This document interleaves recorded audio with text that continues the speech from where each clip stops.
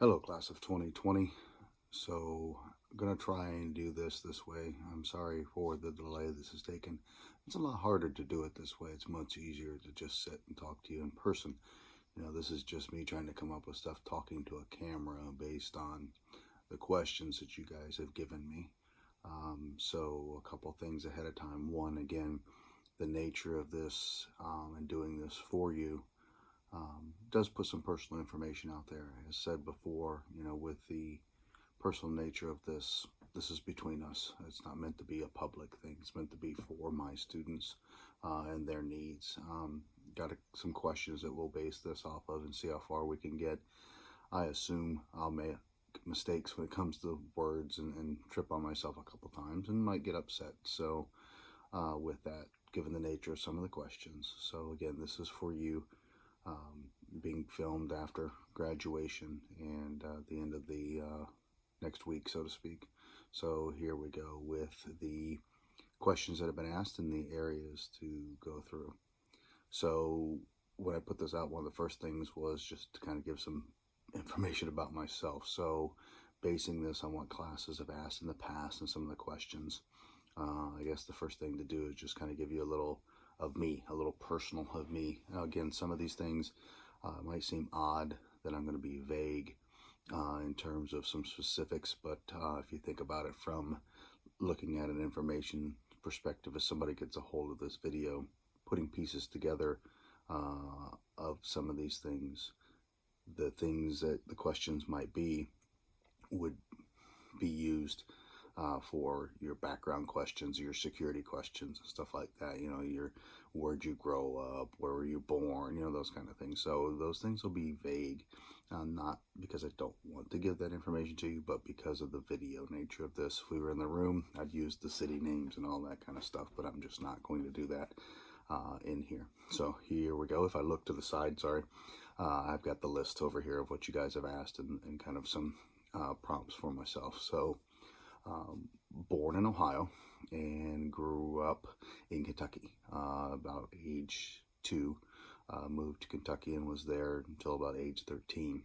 That Kentucky existence was with grandparents, great-grandparents around when we first moved to Kentucky. My dad went to work for an electric company down there and then worked in the coal mines. And I lived there until age 13, surrounded by grandparents. Great place to grow up for me. Free nature, able to do what I wanted, riding bikes, jumping creeks, catching crawdads, riding motorcycles, climbing hills, those kind of things. Just a lot of freedom. Somebody always around watching, but a lot of freedom kind of thing. So growing up in those kind of situations was a great benefit to me and my independent personality. My parents divorced when I was 11. So then the 2-year time frame after the divorce is when we moved back to Ohio. And then after moving back to Ohio, went back to the school where my mom went to school, the high school where went there. Kind of crowded conditions. Never one that we've had a lot of money as a family, but when we first moved back, it was a little odd. 5 people in a 2-bedroom apartment. My sister, my mom, my stepdad, my grandfather, and myself. So spent a lot of time not home, just to stay away from all that. Then when we moved to a different city, I stayed open enrolled at the same high school. And my sister went to a different school just because she wanted to get a different break. So honestly, it would be the equivalent of me going to London and my sister going to Madison Plains. That's what the situation was for us in terms of that. So, I have one sister, 5 years younger, and she lives here in Ohio now as well with her husband. So high school, an interesting thing. When I first moved here in 8th grade, was a vastly different situation. I talk with an accent, so that was different. And ended up in an odd situation where I was very much bullied for the accent and the way that I talked. Not exactly the physical, body in front of me, kind of a skinny, scrawny little thing. Probably about 5'8", 5'9" at that point. Probably probably not even 120 pounds soaking wet. So not a humongous individual, and was picked on, and unfortunately it was my cousin who picked on me, and it wasn't nice things and making fun of stuff, and it would happen in study hall when the teacher would walk out of the room and stuff like that. So it wasn't a great situation. So I got in a lot of trouble, kind of acting out and getting into fights and stuff like that. Things would be not necessarily at the school, so it wasn't anything I was getting in trouble for at school. It wasn't anything that my parents knew, but it was still stuff that was happening. So experienced a lot of that. With that, grades were okay, but the attitude was not very good. And with part of that, when I got to my freshman year, I ended up in a class with a lady named Beverly Finkel. She had me twice a day. That was for Spanish and world history. Small school, multiple subjects taught by individuals. So an odd combination of Spanish and world history, but that's what it was. Mrs. Finkel was a different individual than I'd met before. She really wasn't going to tolerate my behavior and goofiness and stuff like that. So kind of held me to a different standard. And I honestly, like most of you probably have, while I outwardly hated it, it was probably something I was craving and really, really needed. Fate or whatever to have it the next year, had her again. And along the lines also a gentleman named Will Vickery, another influential teacher that I had in 8th grade. I believe I had Mr. Vickery 3 times total between 8th grade and my senior year of high school. His influence was a little different. His influence was more along the lines of he did a lot of extra things, like he did a scholarship pageant and stuff like that, later on we used talents I had developed by doing stage and background and lighting and set construction with our musical and drama departments and plays and stuff like that. To do a lot of those extra things with him was a great influence. He is actually the individual that is the origin of the card that a number of you will be getting or have already gotten. So that poem he gave me at high school graduation, and I still have the original. So going back to his influence and then the influence of Mrs. Finkel. So I ended up having Mrs. Finkel multiple times in high school. When we came back to my junior year in high school, I was very excited to have her at this point. I just started playing football, started lifting weights, and started getting myself together both physically and mentally. It was at a much better place at that point, going into my junior year of high school.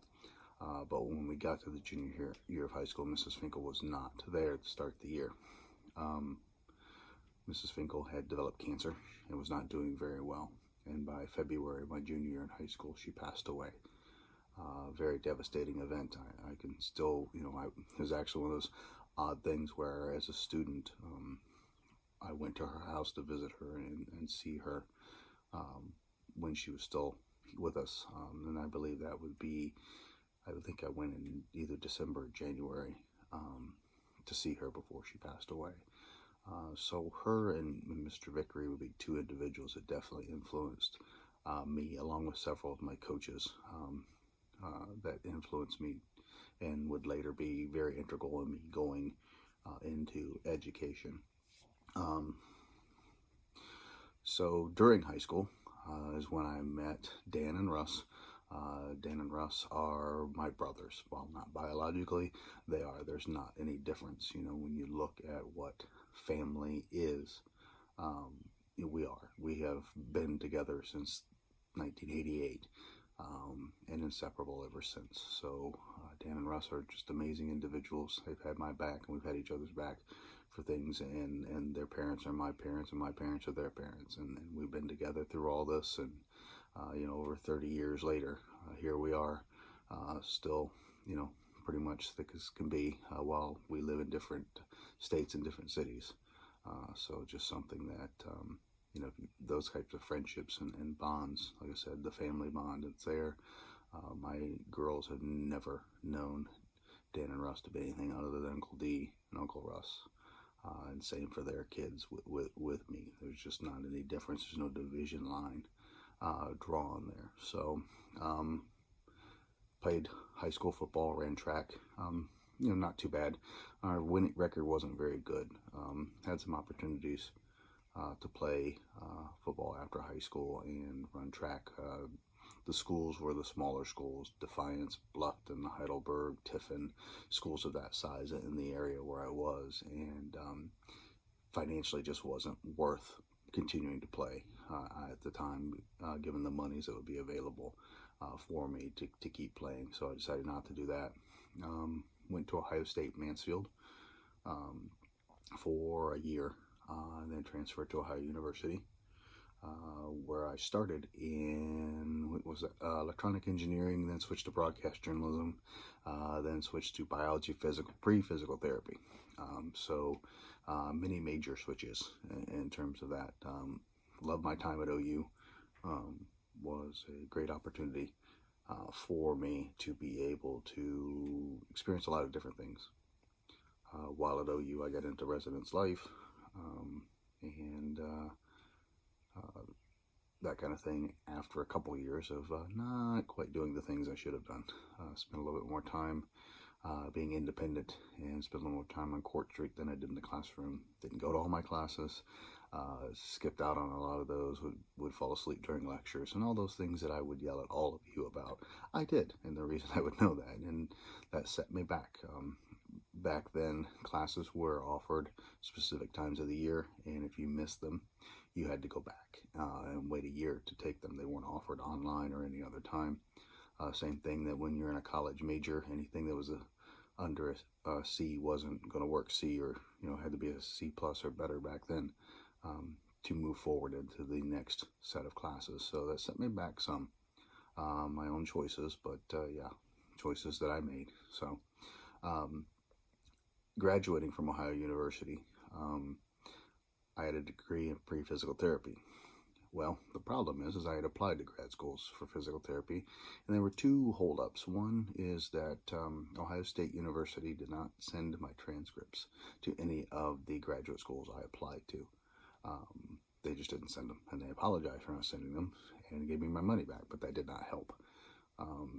So that, combined with not the exact greatest grade point average in the history of time, I moved back home and worked at Meijer for the next year, and in doing so, looked at several other job opportunities. Almost became a car salesman, but decided against that because I didn't like the tactics that they were talking to me about. So, and they weren't going to let me coach, and I was interested in coaching football.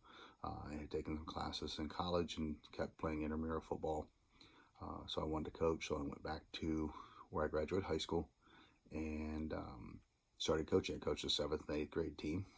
Was a mixed bag. The 7th grade team was 8-1, and the 8th grade team was 1-8.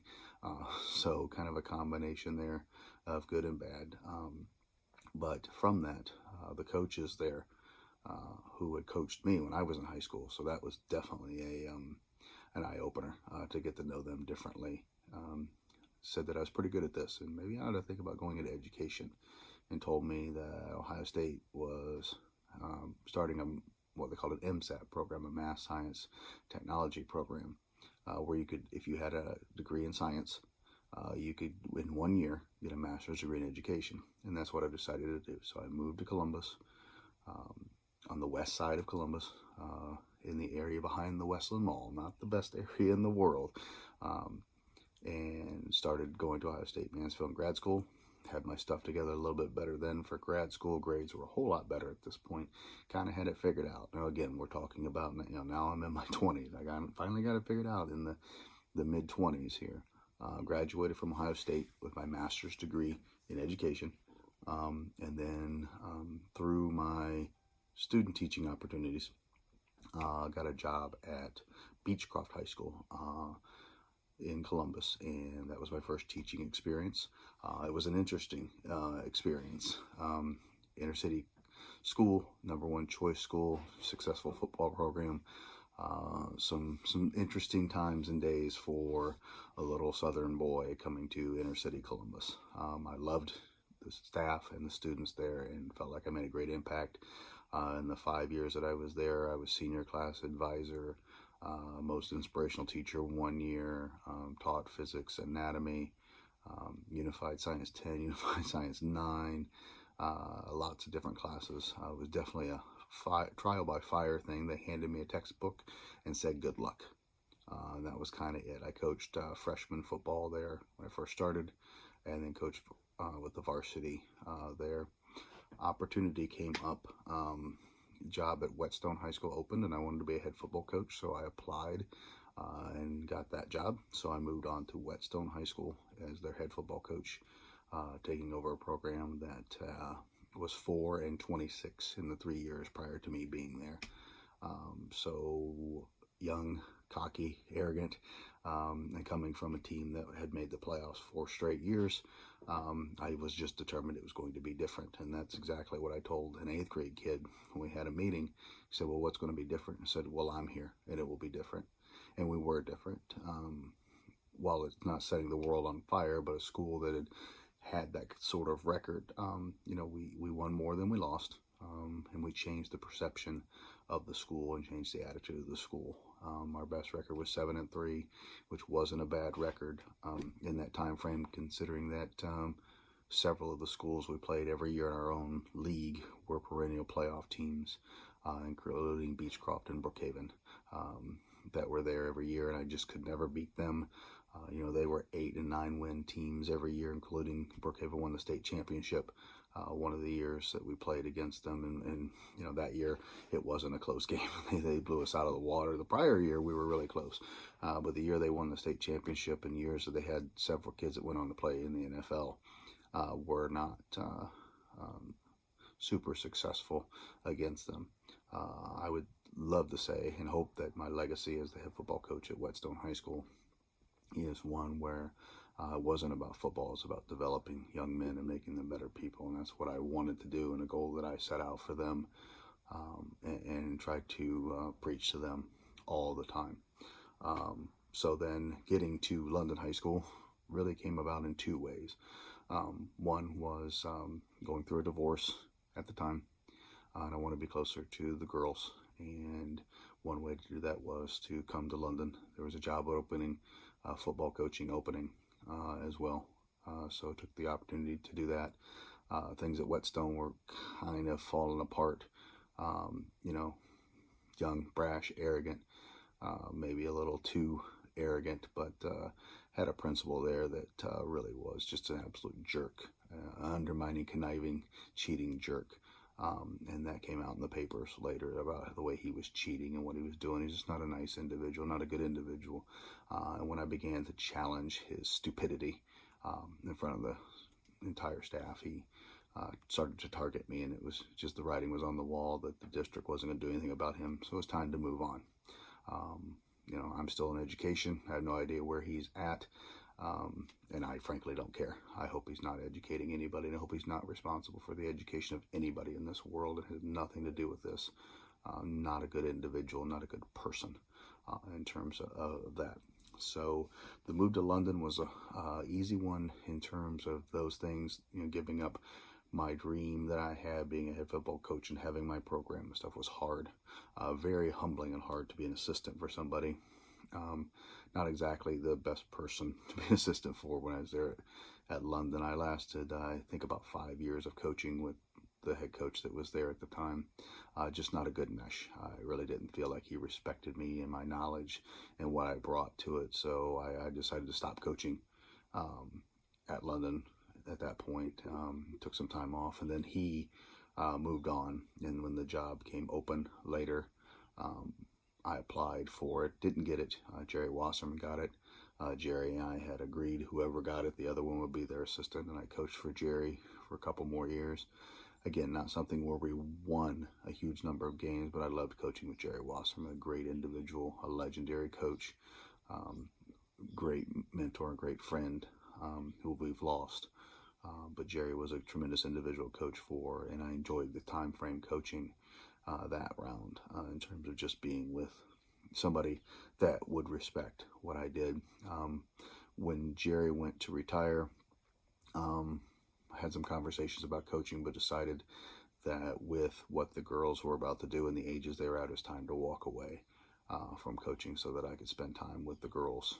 People always ask if I'll go back. no, I've got other things to do. I enjoyed my time coaching and the influence I had and the friends that I have and the kids that are mine, my boys. But those days are gone, so won't be coming back to that. Coaching is different now. I learned that trying to coach softball in London. Um, just not a good experience. Players were great. I tried to coach Nat when she was younger, and that was fine, except honestly the parents. I really couldn't stand the parents, and I've seen a lot of that.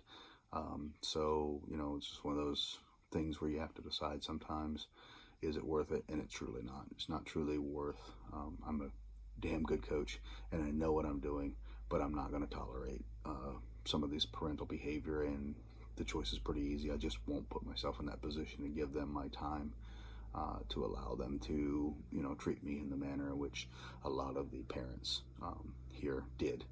So it's kind of the way it is. When I first started teaching at London, I was in the room where down 205, where Mrs. Flores is now, taught physical science B, biology B, and regular physical science. A difference was the physical science B was a class as a non-NC or OHSAA NCAA type class. A lot of students who were repeaters, a lot of students that in the time frame you guys have been in school would have been a London Academy student, or a student that might be London Unlimited for credit recovery type kids. So a lot of hard work there. A lot of individuals, unfortunately, in those classes who are no longer with us, given their life choices. So it was a hard start. A couple of retirements occurred, so I moved into room 411, where I've been for basically the last 10 years. It's been my room, so it was much colder back then than it is now. Started teaching physical science, physics, stopped teaching biology at that point. Created the honors physical science, so pretty much it's either been honors physical science, biology, or physics for the last better part of 7 to 8 years that I've taught there at London. And like I said, I haven't coached in quite a while. Just to give you the time frame reference, I was on the coaching staff prior to Coach Cutler, so I haven't coached since Cutler was there. Nothing against Coach Cutler. Again, that's a personal choice of mine.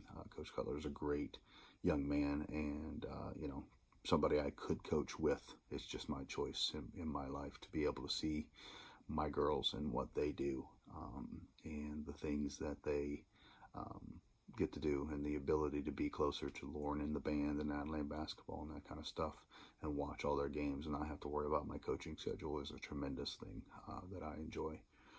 So that kind of does that part in terms of how I got to London, which is one of the questions that somebody asked, and a little bit about that. I'll go more into detail on some of these things later, but that is the path to London. All right, and we'll get this one posted. Thanks.